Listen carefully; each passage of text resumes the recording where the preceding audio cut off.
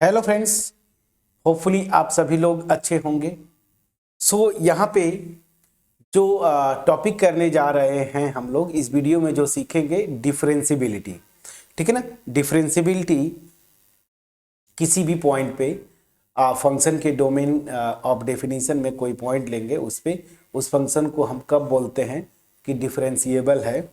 और ये टॉपिक जो है, अगला जो इंपॉर्टेंट टॉपिक है एनालिटिक फंक्शंस, जिससे क्वेश्चंस बार बार बने हैं नीट में भी, गेट में भी, और जो इंट्रेंस एग्जाम्स है और होम एग्जाम्स में तो आते ही आते हैं, वो तो खैर उसमें पूछना नहीं। ये जो कॉन्सेप्ट है बहुत ही इंपॉर्टेंट कॉन्सेप्ट है। थोड़ा सा लिंक करता हूं मैं। मान लीजिए एक मेरा फंक्शन है, ठीक है ना, जिसका डोमेन ऑफ डेफिनेशन ये एस है। अब ये मैं लिख रहा हूं, मतलब क्या हुआ, इसमें बहुत सारे पॉइंट्स होंगे और ये कॉम्प्लेक्स नंबर का सबसेट होगा, सेट ऑफ कॉम्प्लेक्स नंबर्स का। और इधर मान लीजिए मैं कोडोमेन जो है उसका या तो पूरा कॉम्प्लेक्स प्लेन ले सकता हूं या उसका कोई सबसेट ले सकता हूं। चलिए मैंने सी ही ले लिया। तो यहां से यहां पे एक फंक्शन है एफ। ठीक। अब चूंकि इस फंक्शन का डोमेन ऑफ डेफिनेशन एस है, तो इसमें मैं किसी पॉइंट पे, ध्यान दीजिएगा, जो पॉइंट, जैसे कॉन्टिन्यूटी में मैंने बोला था, कॉन्टिन्यूटी में जिस पॉइंट पे आप कॉन्टिन्यूटी चेक करते हैं वो डोमेन ऑफ डेफिनेशन में होना चाहिए, मतलब उस पॉइंट पे फंक्शन को डिफाइंड होना चाहिए। उसी तरीके से डिफरेंशियबिलिटी में भी उस पॉइंट पे फंक्शन को डिफाइंड होना चाहिए। लिमिट्स में ऐसा कोई जरूरी नहीं था, याद करिए। ठीक है, चलिए अब यहां पे मैंने एक ये फंक्शन डिफाइन किया, अगर ऐसे मैं लिखूं तो F from for example S to C ले लिया। ठीक, चलिए तो यहां पर अगर ये फंक्शन डिफाइन किया, ठीक है, तो यहां पे इसके डोमेन ऑफ डेफिनेशन में एक मैंने पॉइंट लिया z0। ठीक है ना, थोड़ा सा बड़ा लिख दूं। चलिए मैंने एक पॉइंट लिया z0। ठीक, तो मैं इस पॉइंट पे बोलूंगा ये फंक्शन डिफरेंशिएबल है इस पॉइंट z0 पे। अगर सिंपल सा कॉन्सेप्ट जो है उसको समझिएगा, ठीक है ना। अब जैसे कुछ बुक्स में क्या बोलते हैं कि डोमेन ऑफ डेफिनेशन है, इस z0 को कंटेन करने वाला एक नेबरहुड लीजिए जिसमें थ्रू आउट हर एक पॉइंट पे ये फंक्शन डिफाइंड हो। तो ऑब्वियस सी बात है, अगर मैंने पूरे डोमेन पे ही मैंने लिया तो ऑब्वियस सी बात है डोमेन के अंदर कोई भी अगर इसका नेबरहुड लेंगे z0 का, तो ऑब्वियस सी बात है उसके हर एक पॉइंट पे फंक्शन डिफाइंड ही होगा। ठीक है ना। तो z0 पे मैं बोलूंगा ये फंक्शन डिफरेंशिएबल है। क्या? डिफरेंशिएबल है। और नोटेशन हम यूज करते हैं ये एफ डैश z0। ठीक है ना। कब? कुछ लिमिट के टर्म में, और एग्जैक्टली ये फंक्शन ऑफ रियल वेरिएबल्स की तरह जो है ये डिफाइंड होता है। तो चलिए मैं अब बिना देर किए मैं डिफिनीशन पहले लिख दूं, फिर इसके आगे मैं कुछ कॉन्सेप्ट जो होंगे उसको डिस्कस करेंगे। तो अब ये सी बात है, मैं एज्यूम किया let F from set S to C मैंने ले लिया। ठीक है ना। बी अ फंक्शन, मैंने ये फंक्शन लिया। एंड याद रखिए जिस पॉइंट पे डिफरेंशियबिलिटी की बात करेंगे वो पॉइंट डोमेन ऑफ डेफिनेशन में होना चाहिए। ठीक है ना। देन डेरिवेटिव ना, डेरिवेटिव ऑफ एफ एट, मतलब एफ या एफ जेड लिखिए, एट z0। ठीक है ना। ठीक है, इज डिनोटेड बाई, कैसे डिनोट करते हैं, denoted by F dash z0 and is defined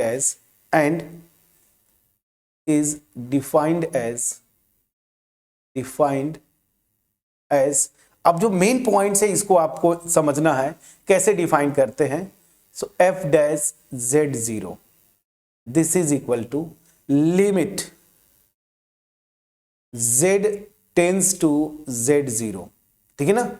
जिस पॉइंट पे डेरिवेटिव की बात करते हैं तो z टेंस टू z0, और ये जो फंक्शन है f Z minus F of z0 upon z minus z0। ठीक है ना। ये आपका डिफिनीशन है। अब प्रोवाइडेड ये लिमिट एग्जिस्ट करे, ये बिल्कुल होना चाहिए, तो मैं यहां पे लिख देता हूं प्रोवाइडेड ये लिमिट एग्जिस्ट करे, प्रोवाइडेड लिमिट एग्जिस्ट ना, ये लिमिट एग्जिस्ट करे, इसको लिख दिया मैंने इक्वेशन 1। तो ये डिफिनीशन आप याद कर सकते हैं, किसी भी पॉइंट z0 पे फंक्शन के डिफरेंशियबिलिटी की limit z tends to z0 fz minus f of z0 upon z minus z0। याद करिए सिंगल फंक्शन मतलब रियल वैल्यूड फंक्शन में भी हम लोग ऐसे ही करते थे, सिंगल वेरिएबल का y इक्वल टू fx के लिए ऐसे ही डिफाइन करते थे, फिर यहाँ पे बाइफर्केट करते थे लेफ्ट हैंड लिमिट और राइट हैंड लिमिट, ठीक है ना। तो चलिए ये हो गया, इसको याद कर लेंगे, बहुत अच्छी बात है। लेकिन अब पता है न्यूमेरिकल्स में हम इसको, ये जो फार्मूला मैं लिख रहा हूं या ये जो डिफिनीशन लिख रहा हूं थोड़ा सा कॉम्प्लिकेटेड हो जाता है, तो इसको आसान करने के लिए हम क्या करते हैं, फर्दर इसी का दूसरा फॉर्म जो है वो मैं लिखता हूं। ध्यान दीजिए ये z है क्या, इस z0 के नेबरहुड में ना, यहाँ पे देखिए एक नेबरहुड मैंने लिया, इस नेबरहुड में एक पॉइंट होगा, मतलब z जो है इस z0 के आसपास का कोई पॉइंट होगा, मतलब इसके बहुत करीब का पॉइंट है, ठीक है ना।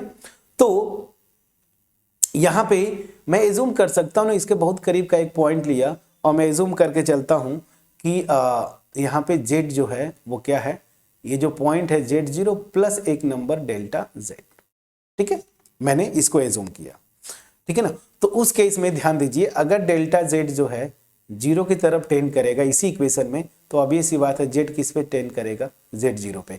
तो ये डिफिनीशन जो यहाँ पे लिमिट लिखा है, अगर मैं डेल्टा z टेंस टू 0 करूंगा तो अब ऑब्वियस ही बात है ये लिमिट अपने आप आ जाएगी, देखिए यहाँ पे, और z की जगह मैं क्या लिख दूंगा, z0 प्लस डेल्टा z। समझ में आ गया कि नहीं आ गया। तो अगर ये लेते हैं तो ये डेरिवेटिव का जो फार्मूला आता है z0 पे, ये प्रैक्टिकल फॉर्म मतलब ये न्यूमेरिकल्स में हम इसी को अप्लाई करेंगे, क्या हो जाएगा, limit delta z tends to 0, ठीक है ना, f ऑफ z को क्या एज्यूम किया आपने, देखिए ये z0 प्लस डेल्टा z, ठीक है ना, minus f of z0 upon, यहाँ पे जब z की जगह z0 प्लस डेल्टा z रखेंगे तो ये आ जाएगा डेल्टा z।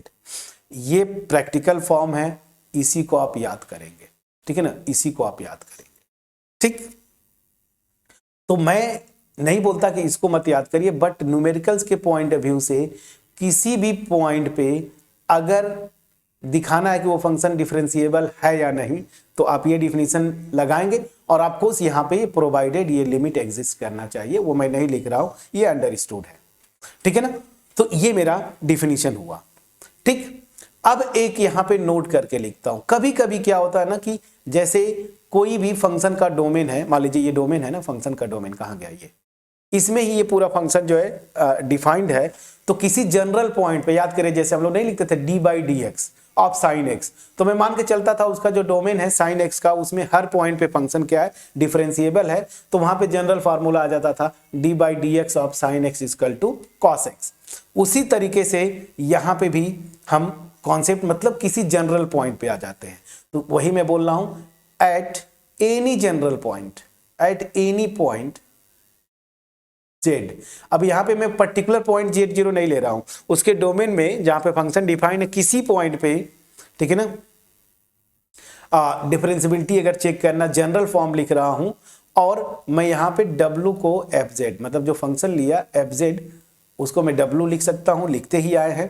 तो उस केस में जो डेरिवेटिव की बात करते हैं वो ऐसे लिखते हैं dw बाई dz, this is equal to limit delta z tends to 0।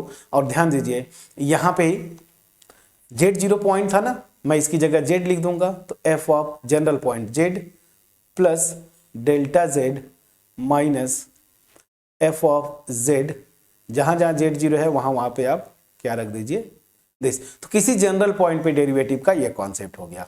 और ऊपर ओवरऑल इस नोटेशन, ये पूरा जो एक्सप्रेशन है इसको अगर मैं डेल्टा w लिखूं तो limit delta z tends to 0 delta w upon delta z, provided ये लिमिट एग्जिस्ट करे, वो हमेशा लगा रहेगा। जहां पे मैंने डेल्टा w क्या लिया है, ये f of z plus delta z minus f of z, इस एक्सप्रेशन को मैंने डेल्टा w लिखा है, ठीक। तो देखिए क्वेश्चन जो आपके एग्जाम में आएंगे वो जनरल किसी पॉइंट पे नहीं आएंगे, वो आएगा मतलब जनरल पॉइंट पे नहीं, वो आएगा तो एक पर्टिकुलर पॉइंट लेगा फंक्शन के डोमेन ऑफ डेफिनेशन में, मतलब आपको ये यूज करना होगा, ठीक है ना, मतलब ये फॉर्मूला यूज करना होगा। अब इसके लिए मैं एक एग्जांपल लेता हूं, परफेक्ट एग्जांपल, जो कि अक्सर कई यूनिवर्सिटीज में भी आया, यूपीएससी में भी ये क्वेश्चन आ चुका है। और ये क्वेश्चन कैसा है देखिए, मैं उसको लिखूं पहले। तो चलिए अब एग्जाम्पल क्या है, मैं जल्दी जल्दी लिखूंगा ताकि समय भी हमारा बच जाए। क्वेश्चन ये है, प्रूव दैट, क्वेश्चन ऐसे आता है, कई बार आया हुआ है एग्जाम्स में, prove that fz this is equal to u plus iv where fz जो डिफाइन किया है ना, दिस इज इक्वल टू, अब यहां पे मैं लिख रहा हूं X cube 1 plus I minus Y cube 1 minus I, ठीक है ना, upon X square plus Y square, ये एक्स स्क्वायर है, ठीक है ना। कब? जब z जो है नॉट इक्वल टू 0 है और ये 0 है जब z इक्वल टू 0। तो prove that this function is continuous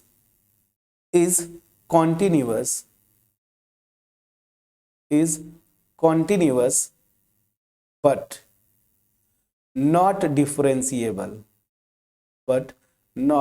differentiable at z equal to 0। ये आपका क्वेश्चन है।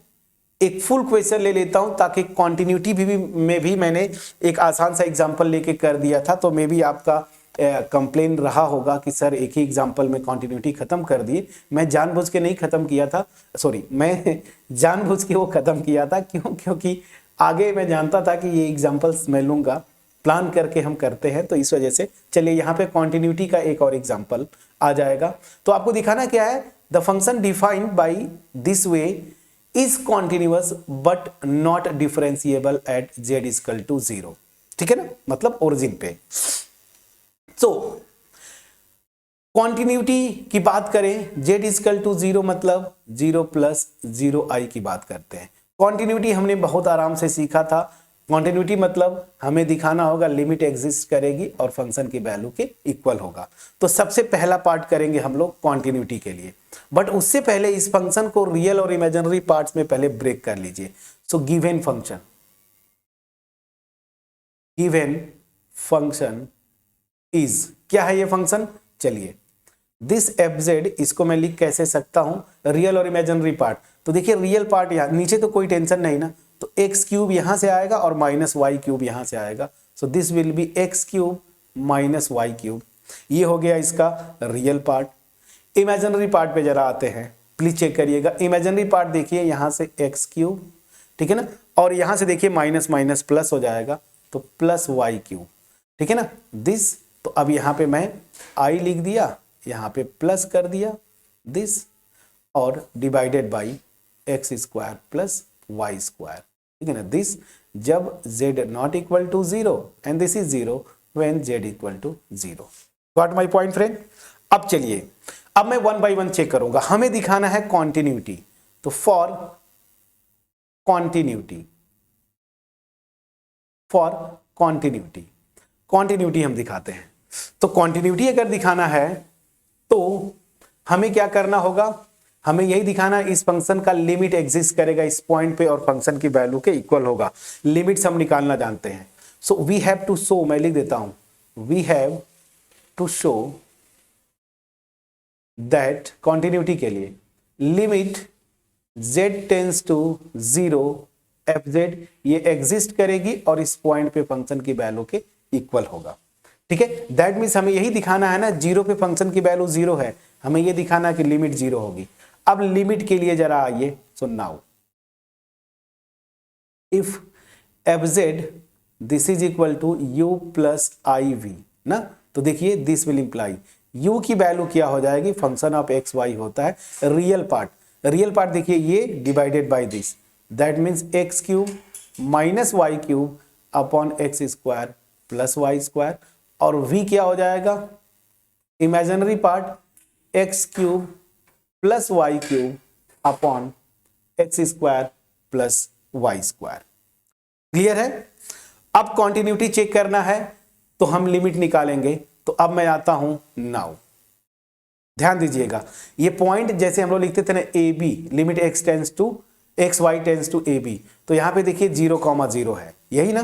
तो अब मैं आता हूं now, limit X Y tends to, जो पॉइंट करेस्पॉन्डिंग है 0,0 u x y, ठीक है, and this will become limit X Y tends to 0,0 और u मेरा क्या है x cube minus Y cube upon X square plus Y square. Polar form में बदल लीजिए, ठीक है ना, यही कोने में मैं लिख देता हूं। चलिए यहां पे polar form using polar coordinate ना, पोलर कोऑर्डिनेट्स लिख लीजिएगा, शॉर्ट में मैंने लिखा x इक्वल टू क्या यूज करते थे a plus R cos theta, a मेरा 0 b भी 0 है, तो सिंपली डायरेक्ट मैं लिख देता हूं r कॉस थीटा और y इक्वल टू r, ध्यान दीजिए साइन थीटा। अब यहां पे मैं देख रहा हूं एज r टेंस टू 0, जो मेरे x y है वो अपने साइमल्टेनियस लिमिट पे टेंड करेंगे फॉर एवरी थीटा ना, तो बस पोलर फॉर्म यूज कर लीजिए। सो लिमिट, अब ये डबल लिमिट सिंगल लिमिट में बदल गई, r टेंड्स टू 0, यहां पे रखेंगे r cos थीटा तो क्या होगा r क्यूब cos थीटा, और यहां पे रखेंगे r sin थीटा तो r cube sin theta, r cube मैं बाहर ले लेता हूं, यहां पे आ जाएगा cos cube theta minus sin cube theta, और नीचे आते हैं यहां पे रखेंगे तो आर स्क्वायर कॉमन लेंगे तो cos square theta plus sign square theta, नीचे कर चुके हैं, sign square theta plus cos square theta 1 होता है, तो मैं डायरेक्ट यहां पे इंटू 1 डायरेक्ट कर दिया ना, रखेंगे, ये हम लोग पीछे कर चुके हैं, ठीक है। अब देखिए यहां से आर स्क्वायर कैंसिल होगा तो बचेगा एक आर, और जैसे ही लिमिट अब रखेंगे r टेंस टू 0, तो ये जैसे ही r 0 होगा ओवरऑल 0 हो जाएगा, क्योंकि नीचे तो 1 है, तो 0 ऊपर हो जाएगा बाई 1 मतलब सीधे 0। तो हमने दिखाया, इसी को याद रखिए, हम थ्योरी में जब बता रहा था इसको मैं लिख रहा था u0। सिमिलरली अब ये कैलकुलेशन आप कर सकते हैं या सिमिलरली लिख दीजिएगा चलेगा, limit X Y tends to 0,0 vxy, देखिए vxy में भी सेम पैटर्न बनेगा, r क्यूब बाहर आएगा, नीचे r स्क्वायर, ऊपर r बच जाएगा, ये कैंसिल होके, तो ये भी क्या हो जाएगा 0। इसी को मैं क्या लिखता था v0। तो मैंने क्या दिखाया कि ये जो लिमिट्स आ रही हैं थीटा पे इंडिपेंडेंट है, दैट मीन्स ये दोनों लिमिट एग्जिस्ट करती हैं, और ये लिमिट मेरी क्या है 0, जिसको मैं u0 नाम दे रहा हूं, और इस लिमिट का नाम दे रहा हूं v0 जो कि 0 है। सो फाइनली अब मैं आ गया, limit z tends to 0 f of z, ये क्या हो जाएगा यही u0 plus i v0, u0 भी 0 है और ये भी 0 है, ठीक है ना, v0 भी मेरा क्या है 0। यहां तक समझ में आया, लिमिट्स तो किए हैं, एक्सपर्ट हो गए हैं आप, तो दिस इज 0, ठीक है ना। और ये किसके इक्वल है, इस पॉइंट पे फंक्शन की वैल्यू के, क्योंकि डिफिनीशन में यहां पे दिया हुआ है। तो हमने क्या दिखाया कि इस पॉइंट पे लिमिट एग्जिस्ट करती है, और जो लिमिट की वैल्यू है उस पॉइंट पे फंक्शन की वैल्यू के इक्वल है। So this will imply fz is what, continuous at z equal to 0, ये प्रूव करना था।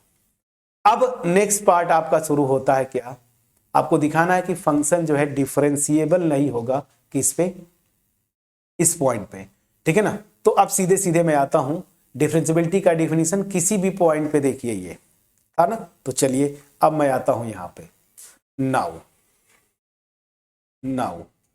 फॉर डिफरेंशिएबिलिटी f डैश किस पॉइंट पे निकाल रहे हैं 0, बाय डिफिनेशन पहले लिख लीजिए, limit delta z tends to 0, और याद रखिए कहां गया डिफिनेशन जो आपने लिखा था, z0, तो जो पॉइंट है वो तो 0 है, तो f of delta z minus f of 0 upon delta z होगा ना, z0 की जगह आप 0 रख दीजिए, क्यों, यहां पे भी 0, यहां पे भी 0, क्यों, क्योंकि जिस पॉइंट पे डिफरेंशिएबिलिटी चेक करना है वो मेरा क्या है, कर्सर पे ध्यान दीजिए, z इक्वल टू 0, तो यहां पे क्या हो जाएगा, f ऑफ मैं डायरेक्ट लिखता हूं, अच्छा चलिए लिख दिया, delta z minus f of 0 upon delta z, तो अल्टीमेट ये क्या हो जाएगा, limit delta z tends to 0 f of delta z minus f of 0, 0 पे फंक्शन की वैल्यू दिया हुआ है, देखिए यहाँ पे 0, सो दिस विल बिकम 0, तो मैं हटा भी देता तो कोई बात नहीं, बट फिर भी ठीक है,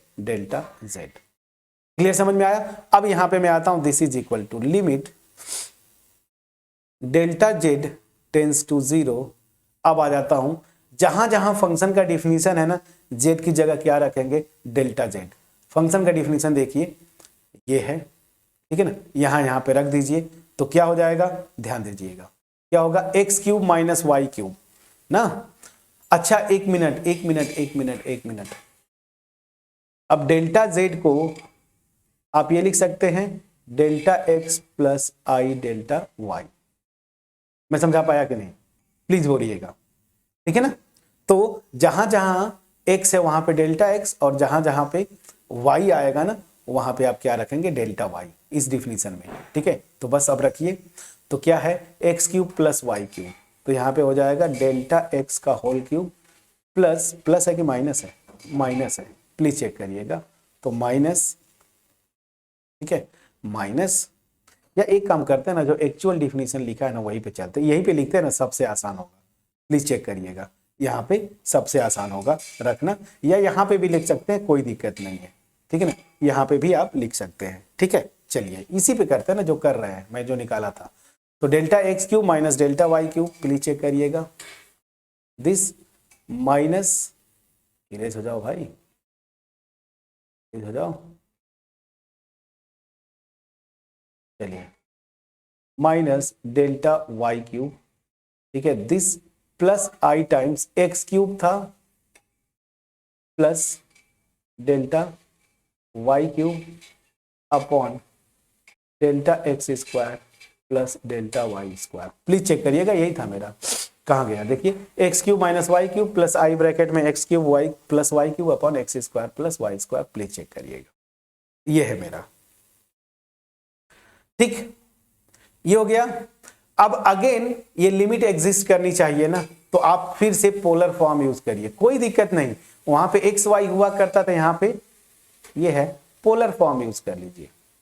यहां पे जिस पॉइंट पे जा रहे हैं डेल्टा जेड टेंड्स टू 0, मतलब 0 प्लस 0 आई, तो यहां पे क्या करेंगे, पोलर फॉर्म में डेल्टा एक्स को ले लीजिए 0 ना, ये देखिए 0, तो मैं सीधे लिखता हूं आर कॉस थीटा, और डेल्टा वाई को मैंने ले लिया आर साइन थीटा।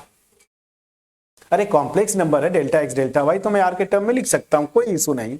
कुछ बुक्स में तो इसको एक्स वाई ही लिख देते हैं, बस अंडर, समझने की बात है। ये ले लिया।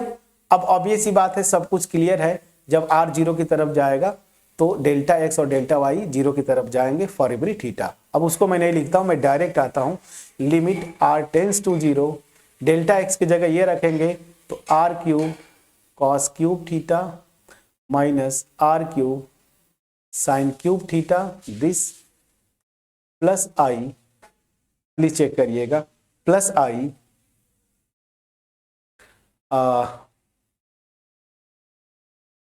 एक मिनट, डिफरेंशियबिलिटी में ये लिमिट एग्जिस्ट करना चाहिए, ठीक है।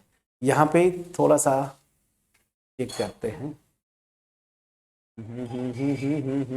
अच्छा एक मिनट फ्रेंड्स, एक मिनट, ये देखिए वही मैं कह रहा था, गड़बड़ी क्यों हो रही है, ये देखिए डेल्टा एक्स यहाँ पे है ना, डेल्टा एक्स है, मतलब यहाँ पे ब्रैकेट में डेल्टा जेड है, तो डेल्टा एक्स प्लस आई डेल्टा वाई, वही मैं कह रहा हूँ, गड़बड़ क्यों हो रहा है। अच्छा चलिए ठीक है, अब रखिए यहाँ पे रखेंगे, सेम आएगा R cube cos cube theta और plus R cube sine cube theta, वही मैं कह रहा हूँ कि गड़बड़ी क्यों हो रही है, ठीक है, डिफरेंशियबिलिटी दिखाना नहीं है, ये हो गया। और नीचे जब रखेंगे तो देखिए यहां से आ जाएगा r square cos square theta plus r square sine square theta, यहां से, ठीक है, और यहां से आ जाएगा r cos theta plus i r sine theta, ठीक है ना। अब देखिए आपका पूरा हो गया, मत टेंशन लीजिए, देखिए हो गया, लिमिट आर टेंस टू 0, यहां से भी r cube common, r cube मैंने बाहर लिया, तो ये हो जाएगा मेरा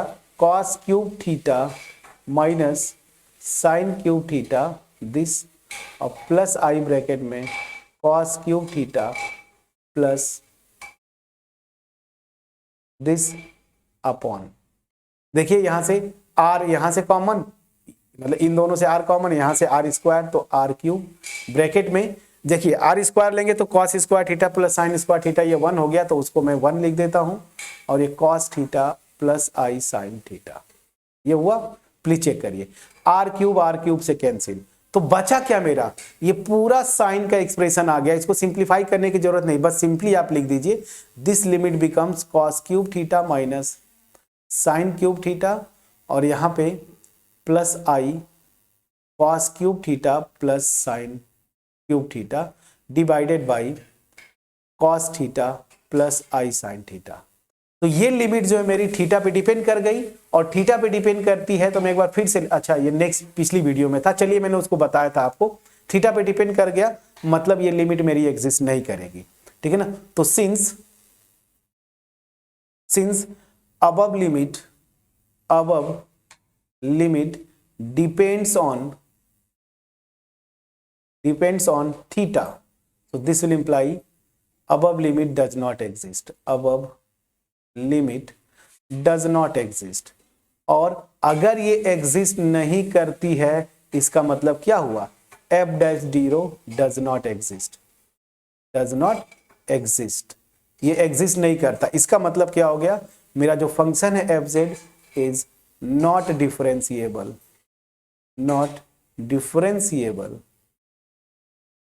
एट z इक्वल टू 0। पूरा कंप्लीट इक्वेशन किया, थ्योरी किया, मे भी थोड़ा सा वीडियो का लेंथ बड़ा हो जाए, बट मैंने यहाँ पे डिटेल में जाके किया, देखिए हैंग भी करने लगा सिस्टम। एनीवेज, डिफरेंशिएबिलिटी डिफाइन किया, किसी पॉइंट पे डिफाइन करने का फार्मूला ये है, और यहां से मैंने बताया था ना, प्रोवाइडेड ये लिमिट एग्जिस्ट करे किसी पॉइंट पे, जनरल ये है। तो यहां पे देखिए मैंने एक जो परफेक्ट एग्जांपल लिया, एक फंक्शन इस तरह से डिफाइंड है, तो आपको दिखाना क्या था कि ये इस पॉइंट z इक्वल टू 0 पे कॉन्टिन्यूअस तो है लेकिन डिफरेंशिएबल नहीं है। कॉन्टिन्यूअस दिखाना है तो लिमिट एग्जिस्ट करेगी, फंक्शन की वैल्यू के इक्वल होगा, मैंने ऊपर यहां पे देखिए लिखा था। लिमिट निकाला, पूरा प्रोसेस जो हम लोग वहां से किए थे वैसे करते गया, और लिमिट जो है उस थ्योरम को यूज करके 0 आ गया। लिमिट 0 है, उस पॉइंट पे फंक्शन की वैल्यू भी 0 है, देखिए वो फंक्शन डिफाइंड था, तो लिमिट एग्जिस्ट किया, फंक्शन की वैल्यू के इक्वल आया, मतलब फंक्शन कॉन्टिन्यूअस हो गया z इक्वल टू 0 पे। ये तो हमने एक पार्ट कर दिया, ठीक है। अब फंक्शन डिफरेंशिएबल नहीं होगा, इसको दिखाना है किस पॉइंट पे, z इक्वल टू 0 पे, तो हमने ये जो डिफिनीशन लिखा था ये वाला यूज किया, और सिंपल वे में जैसा हम जानते थे वैसे रखते रखते गए, फाइनली हमने पोलर फॉर्म का हेल्प लिया और दिखा दिया कि ये लिमिट ही एग्जिस्ट नहीं करती। और ध्यान दीजिए डिफिनीशन में यहाँ पे लिखा है प्रोवाइडेड ये लिमिट एग्जिस्ट करे, तो ये लिमिट एग्जिस्ट ही नहीं कर रही है, और जब लिमिट एग्जिस्ट नहीं कर रही है दैट मीन्स फ्रेंड्स व्हाट, ये फंक्शन डिफरेंशिएबल नहीं हुआ। अब इस तरह से आपके एग्जाम में जो क्वेश्चंस आए होंगे या कोई बुक आपके पास होगी वहां से देख के आप क्वेश्चंस को प्रैक्टिस कर लीजिएगा। आगे और भी क्वेश्चंस करेंगे आपके एग्जाम्स यूनिवर्सिटीज में आए हुए, तो घबराना नहीं है। मेरा मोटिव यही था कि कैसे अप्लाई करना है ना डिफरेंशिएबिलिटी का फार्मूला किसी पॉइंट पे, वो मैंने आपको बताया। अब क्वेश्चंस करते जाएंगे आपको बिल्कुल समझ में आता जाएगा। रही बात अगर कुछ क्वेश्चंस आगे आते तो एक बार और वहां पे कॉन्टिन्यूटी डिफरेंशिएबिलिटी की बात कर लेंगे। अब मैं सीधे चलूंगा आपका जो मेन इतने दिनों से आप इंतजार कर रहे थे, एनालिटिक फंक्शन ना, क्या एनालिटिक फंक्शन।